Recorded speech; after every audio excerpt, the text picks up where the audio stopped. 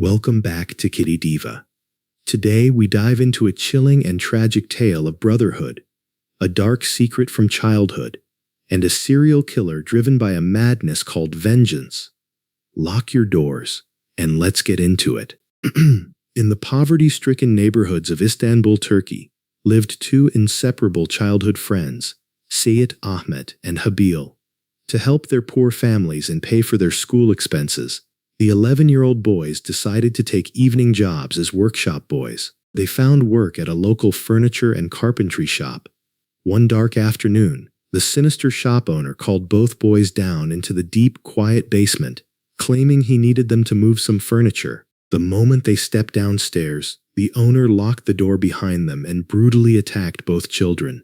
Seyit Ahmet managed to break free, but paralyzed with fear, he watched in utter horror from the shadows as the monstrous man sexually assaulted his best friend Habil. Habil collapsed, weeping and traumatized. Fearing the suffocating shame and societal scandal, the two children made a pact never to tell a single soul, not even their parents. They quit the shop immediately, buried the trauma, and focused strictly on their studies. But while Seyit Ahmet moved on, Habil was internally destroyed.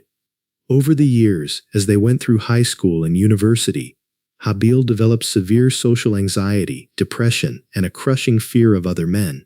Seyit Ahmet, whose family was even poorer, had to drop out of university to work as a professional carpenter, but he remained Habil's only source of comfort. Eventually, Habil graduated and became a school teacher, but the psychological agony never stopped. One morning, unable to live with the suffocating memories any longer, Habil tragically committed suicide. While the police, the community, and Habil's family were completely clueless about the motive, Seyit Ahmet knew the exact reason behind his brother's death. The loss of his best friend turned Seyit Ahmet into a bloodthirsty monster overflowing with absolute hatred.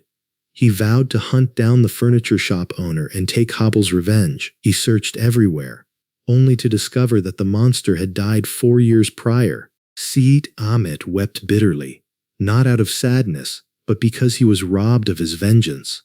That is when a terrifying psychosis took over his mind. He declared a private war against every furniture shop owner in Istanbul, blindly believing that anyone who owned a carpentry shop with a basement was hiding a dark history of abusing young boys. In 1998, Seyit Ahmet armed himself with a pistol and went hunting in a famous furniture market. He walked into the first shop, owned by a man named Ali Osman.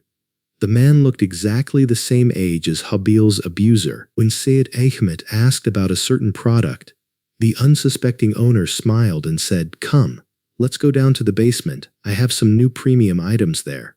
Those words triggered Seyit Ahmet's madness. The moment they walked down the stairs, Seyit Ahmet pulled out his gun and shot the owner in the back of the neck, killing him instantly. To make it look like a robbery, he stole all the cash and the owner's mobile phone. 2 weeks later, as the police investigation grew cold, Seyit Ahmet struck again. He walked into a second shop owned by Mehmet Kayatuzu, twisted the conversation until the owner led him down to the basement, and shot him dead from behind, stealing all the cash. Istanbul's police were horrified. 2 furniture owners killed in the exact same cold manner, yet they shared absolutely no connection.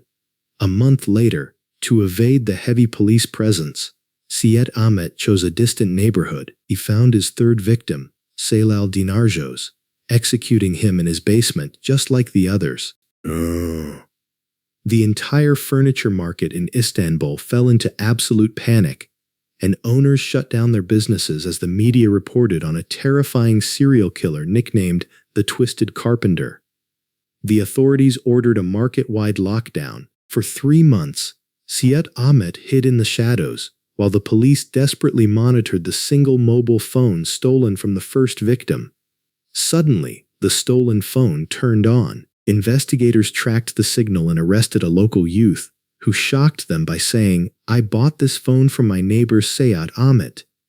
The police raided Seyit Ahmet's home, recovering the murder weapon and matching ballistic reports perfectly.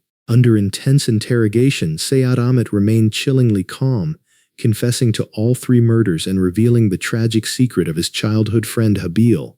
The trial dragged on for 4 complex years. Although his lawyers fought hard using his childhood trauma to reduce the sentence, Sayed Ahmet was sentenced to death 3 times, 1 execution for each innocent life he took.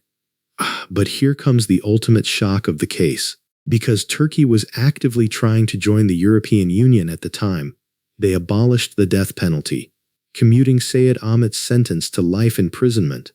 Then, due to his perfect behavior in prison, his sentence was slashed to 20 years, under Law 647, which deducted 6 days from every month for good conduct. His sentence dropped to 16 years and 2 days. Finally, a sudden mass presidential amnesty law passed that same year, cutting his time down to just 6 years, since he had already spent nearly 5 years behind bars during his lengthy trial. The court ruled his time served sufficient. Sayed Ahmet walked out of prison a completely free man. He moved on, got married, had children, and lived a completely normal life, believing he had successfully delivered justice for his friend Habil, even though 3 completely innocent families paid the ultimate price for a crime they never committed. And that is where our story ends. Stay safe, and see you next time.